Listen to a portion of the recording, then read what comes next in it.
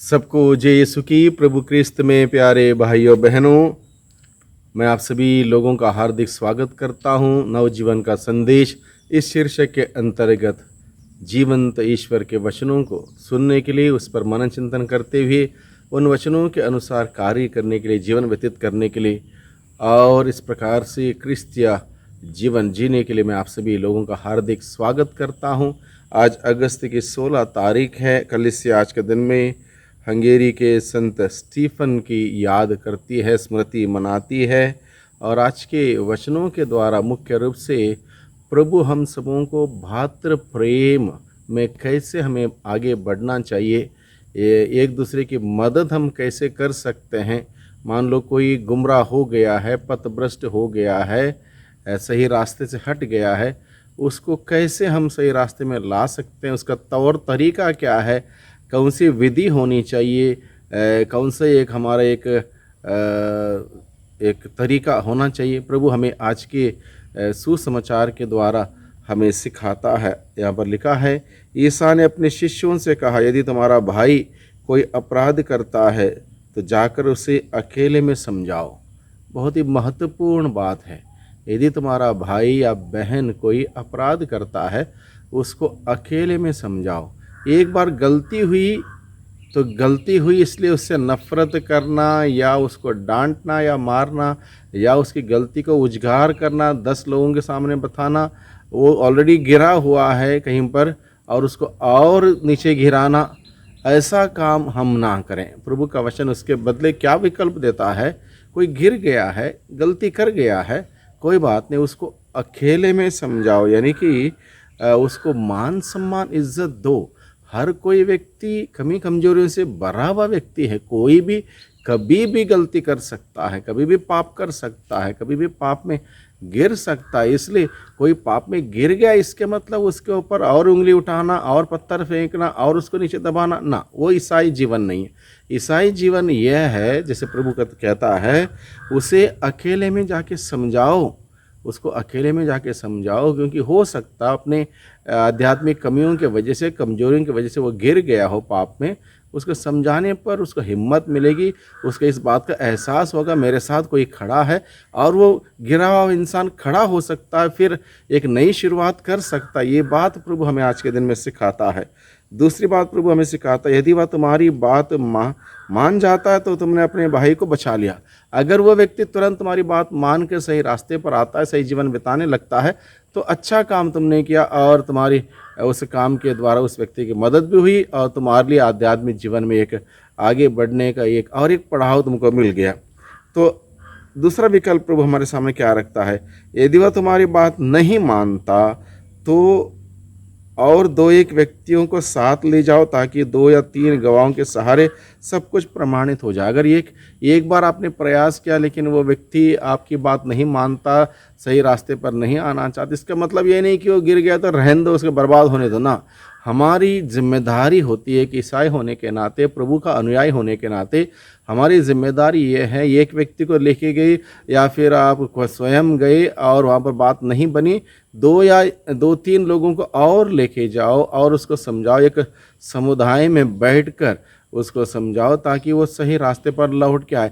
इस प्रकार की एक जिम्मेदारी के बारे में प्रभु हमें आज के सुसमाचार के द्वारा हमें बताता है। ऐसी जिम्मेदारी हम निभाएं, क्योंकि ऐसे जिम्मेदारी हम लोग एक दूसरे के प्रति निभाएंगे तो मैं समझता हूँ हर जगह पर खुशहाली रहेगी, हर जगह पर प्यार मोहब्बत रहेगा, मान सम्मान इज्जत रहेगी, जीवन जीना बहुत अच्छा लगेगा हर किसी व्यक्ति के लिए। और इस प्रकार से प्रभु कहता है 2 या अधिक व्यक्तियों को लेके जाओ, वहाँ पर उसको समझाओ।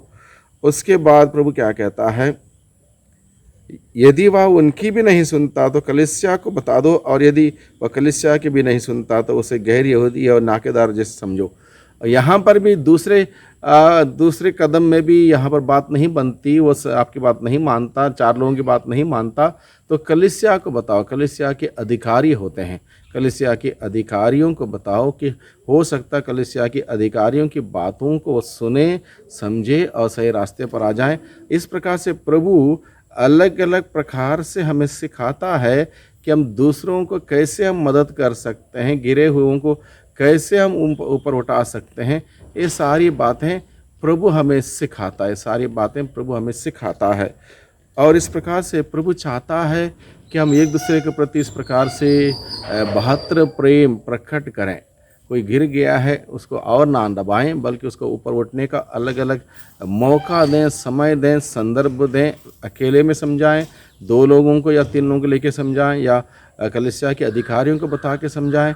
तो कुल मिला के हमारा प्रयास जारी रहना चाहिए कि एक दूसरे को उत्थान में, एक दूसरे के उत्थान हमारी एक प्राथमिकता होने की आवश्यकता है। एक दूसरे के उत्थान हमारी प्राथमिकता होने की आवश्यकता, ये बात प्रभु हमें आज के सुसमाचार के द्वारा हमें सिखाता है, हमें समझाता है। और उसके बाद आखिरी में प्रभु ये कहता है, कलीसिया को बताया, कलीसिया के अधिकारियों को बताया, वहाँ पर भी बात नहीं मानते हैं या नहीं सुनता है तो उसको छोड़ दो, उसको छोड़ दो। यानी कि आपने अपना काम किया, अपने मेहनत की, अपने परिश्रम किया, अपनी जिम्मेदारी निभाई, तब भी बात नहीं बनी, तब छोड़ो। ये नहीं कि आज ये नहीं कि हमने कुछ भी नहीं किया, ना पहला कदम में कुछ किया, ना दूसरे कदम में कुछ किया, ना तीसरे कदम में कुछ किया, और हम दूर बैठ के उसकी टिप्पणी करने लगते हैं, वो ऐसा है या ऐसा है, उसने ये किया, वैसे वो किया, ऐसा करता है, वैसा करता है। इसमें ना मेरा फ़ायदा है ना उसका फ़ायदा है, समय बर्बाद है, बल्कि उल्टा पाप हम कर बैठते हैं पीठ पीछे बात करने से। उसके बजाय प्रभु हमें क्या कहता है, कुछ अच्छा काम करो, अच्छा काम करो। एक प्रकार का 2-3 अलग अलग प्रकार प्रभु हमारे सामने रखता है, कैसे हम अच्छा काम कर सकते हैं। ऐसा अच्छा काम करेंगे तो निश्चित रूप से कलीसिया की बढ़ोतरी होगी, कलीसिया का विकास होगा, लोगों का जीवन का निर्माण होगा, और वही लोगों का जीवन का निर्माण करने के बाद प्रभु हमें आज के सुसमाचार के द्वारा हमें सिखाता है। और इस प्रकार से प्रभु का वचन आगे बताता है, मैं तुमसे कहता हूँ, तुम लोग पृथ्वी पर जिसका निषेध करोगे स्वर्ग में भी उसका निषेध रहेगा, और पृथ्वी पर जिसकी अनुमति दोगे स्वर्ग में भी उसकी अनुमति रहेगी।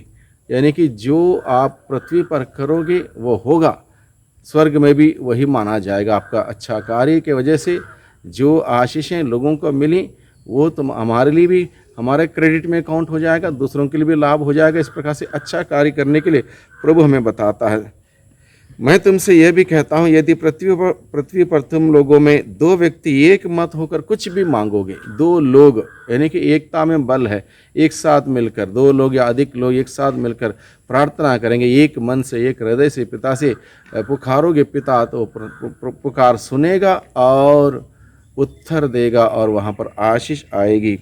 और आखिर में प्रभु कहता है, जहाँ 2 या 3 मेरे नाम पर इकट्ठा होते हैं वहाँ मैं उनके बीच में उपस्थित रहता हूँ। प्रभु ने आश्वासन दिया अपनी उपस्थिति का, जहाँ 2 या अधिक व्यक्ति यीशु के नाम से एकत्रित होते हैं वहाँ यीशु स्वयं उपस्थित रहेंगे। और इस प्रकार से प्रभु की उपस्थिति हम रहेंगे, जिएंगे, कार्य करेंगे तो निश्चित रूप से वहाँ पर खुशहाली होगी, वहाँ पर आशीष होगी, वहाँ पर बरकत होगा। और इस प्रकार का जीवन व्यतीत करने के लिए प्रभु अपने वचनों के द्वारा हम सबों को बुलाता है, निमंत्रण देता है। भाइयों बहनों, आइए हम प्रभु के वचनों पर मनन चिंतन करें, कान दें और इस वचनों के अनुसार जीवन बिताने का प्रयास करें। प्रभु से शक्ति सामर्थ्य मांगे, प्रभु हमारी मदद कर, हमारी सहायता कर, ताकि हम जो वचन हमने सुने हैं उस वचन के अनुसार हम सभी कार्य करने वाले बने। इसके विपरीत कार्य करने वाले, नकारात्मक तरीके से कार्य करने वाले हम सभी लोगों के जीवन में वह नकारात्मकता हटा दे।